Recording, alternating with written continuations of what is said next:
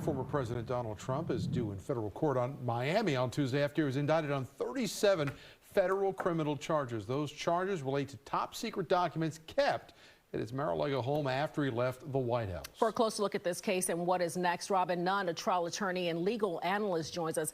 Good morning to you, Robin. I want to begin with what we expect to happen on Tuesday. We know that the president says he plans to plead not guilty at the arraignment. What do you expect to go down? Yeah, good morning. Thanks for having me this morning. It's great to be here. I think that, finding out what's going to happen on Tuesday is really interesting. But what I think is probably more interesting is what's happened in the days and weeks that have been really preceded. There's clearly been a determination made that there is a basis to bring charges against the former president of the United States. And I think people really need to take a pause. I understand that this is Donald Trump and he's the former president and he's not like anyone else. But for the first time in history of this country, a former president of the United States has been indicted on federal charges. Something also to make clear is that we should not in any way, sort of denigrate is what has already happened in Manhattan. And that was also a serious charge. I think ultimately there's likely to be 2 more indictments, including the 2 that we know about now. I think this is something that was expected, but it's nevertheless in a whole bunch of ways really kind of breathtaking. All the media reports leading up to today were accurate. It doesn't seem like Jack Smith is being deterred by anything that Donald Trump has said in his statements, and Mr. Trump is now in waters that are really uncharted.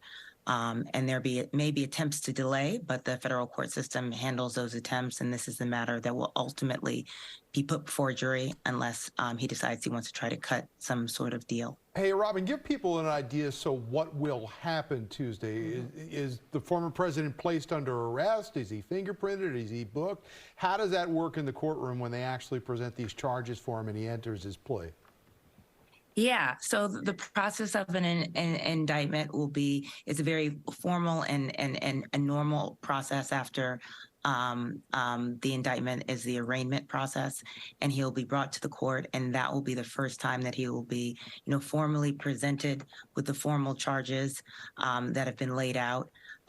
So this time will be the first time he'll be sort of appearing, and he'll be provided a copy of these charges, and then there will be a decision made with respect to bail, and so the conditions of his release.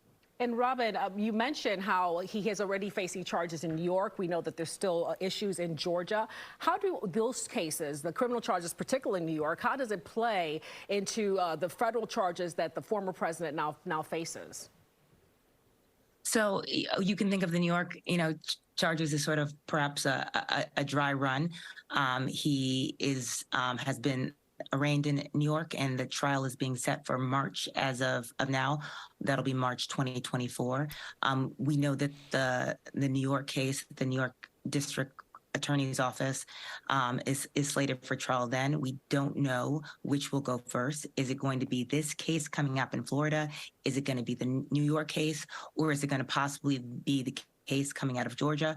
We really just don't know at this point. They're going to have to make a strategic decision, and some of that power will rest with the defense. The defense has a lot of power in terms of the timing in which cases move forward. Now, we know in New York there was no gag order issued on that case. Certainly silencing the former president has been proven daunting up until now. Is there a possibility that this judge could go in a different direction?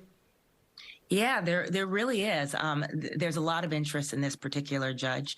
As you may recall, this is the judge that was previously involved in some of the preliminary decisions that were made in this case. When the FBI was trying to get access to many of these documents, she ruled for Donald Trump against the FBI. It got overturned by our higher court. She was appointed by Donald Trump. So that was a big win for Donald Trump, at least in these early stages. And she is the judge who's been assigned to this case. Right. There is possibilities and speculation that she could recuse herself from this case. And there is also, thoughts that she will move forward, and she will be the judge hearing this. Hey, Robin, we're fresh out of time. We appreciate you joining us. Robin Nunn, attorney and legal analyst, joining us here this morning. We appreciate it. Thank you so much. Thank you, Robin.